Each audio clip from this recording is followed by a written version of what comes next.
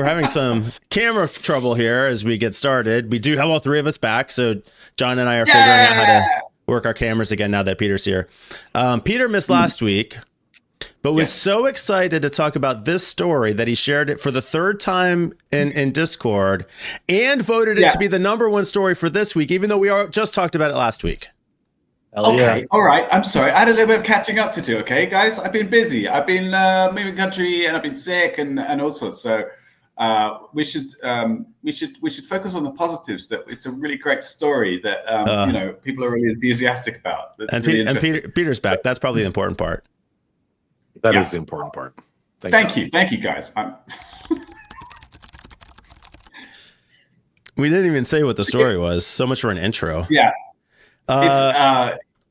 We should give you some credit, Mike, because you're sick right now. I agree. And you're still doing this. You're powering through. You're soldiering on. You're a legend, a champ, a knight. Well, you're sick. I know. No, I'm fine. I don't know what you're talking about. Oh, anyway. I asked him, how are you doing, man? And he went, like, genuinely. It wasn't even a joke response. Yeah. So what are we talking about? So last week we talked about the using deepfakes for phishing attacks, and John predicted and took credit for the prediction of the thing that had already happened multiple times, happening again like the day after the. Okay, it has article. Not happened multiple times. You cited the Zelensky thing. That's basically the same thing. It is okay. Zelensky impersonation is like you can't call that phishing. What? Why not? What is phishing? Well, this isn't phishing either. That's political misinformation. Political disinformation. This is literally phishing, Mike. No, it's not.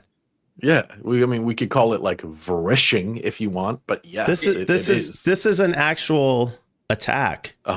Yes, I agree. Phishing is the casting of the net, right? No, I mean, there's two parts to phishing, right? It's the casting of the net and the impersonation. But Peter, we can settle the debate, Peter. It's not phishing, but it doesn't matter because can we end the episode now? All right. That's where you guys want to go.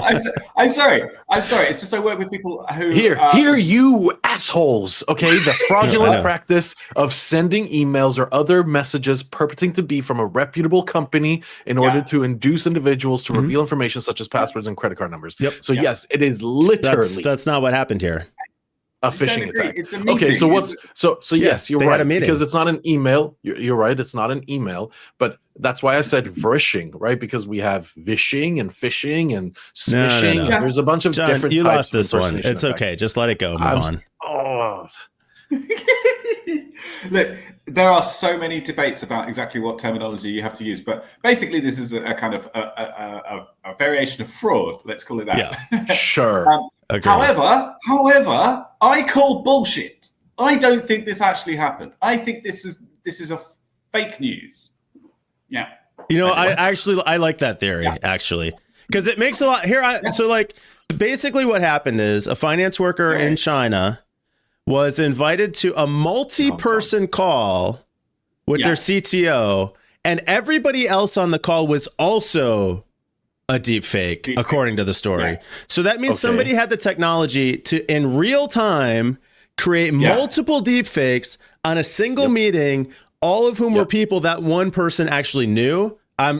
Peter, I'm sold. I just that's why I'm calling it bullshit. Are you guys serious? About what? I think it's that it's not possible. We're not sure it's possible. No, like, are you guys actually think this is like hard? Like, you think this was like a hard attack in real time? No, I think it wasn't real. I already described in last week's episode how easy this would have been to do. Literally how easy it is. How? Six multiple people in real time. You have 15 seconds if it's so easy. 15 seconds? Shouldn't it give me like a minute? Spit it out. I mean, you're going to take a minute, but get to the point. Give us the elevator pitch. Yeah. All right. Here we go. Okay. Time. Start.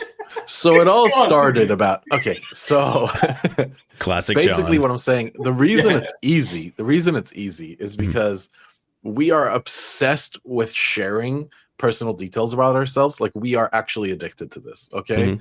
And I mean, China has a huge social media problem, just like the West. No different, just their platforms are different than ours. So all of these people that were impersonated, I mean, it's probably safe to say that they have a social media presence in one way or another. One might have a YouTube channel talking about current news, specifically tech news. Another one might have a joke at us. Another one might have an Instagram. Nobody would ever see this. I mean, we have or plenty whatever of footage, the equivalent is of internet Weibo, I think is what it's called in China, right? Sure. Or is it Billy? I don't remember. Anyway, my point is that they record themselves. Okay, they record themselves. They record their faces. They record their voices. Okay, and if you can't, the source material is not my challenge here. Okay, then I have a group of 5 attackers, excluding myself. Okay, 5. I'm a group of 5 people who are scammers, which it's very, very common for online crime to be run in a group like style. It's not always lone wolves.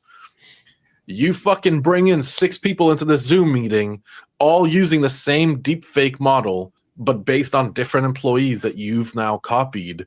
Boom. Like, what is hard about that, you guys? They sound the same and they look the same as the real thing.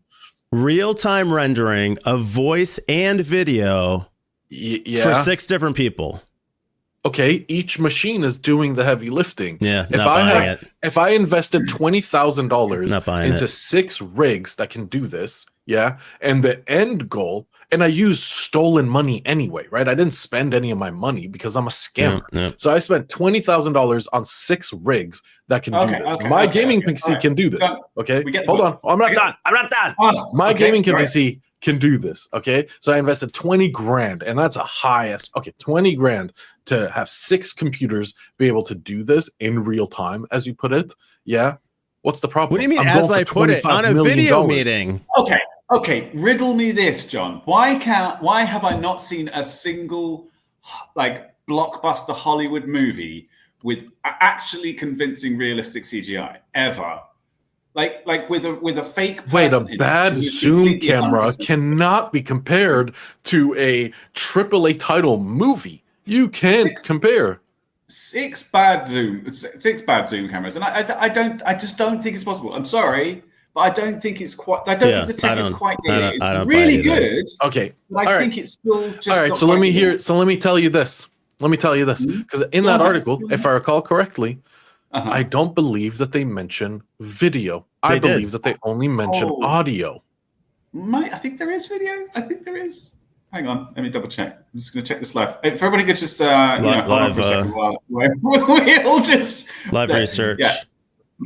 Yeah. Okay. We'll then edit this out in post. No. There's no editing. Turns out that everyone who's finance worker at a multinational coming. Okay, chief I officer see in a video conference call was fake. Okay, the elaborate scam saw the worker duped into attending a video call with what he thought were several other members of staff, all of whom were in fact deepfake recreations.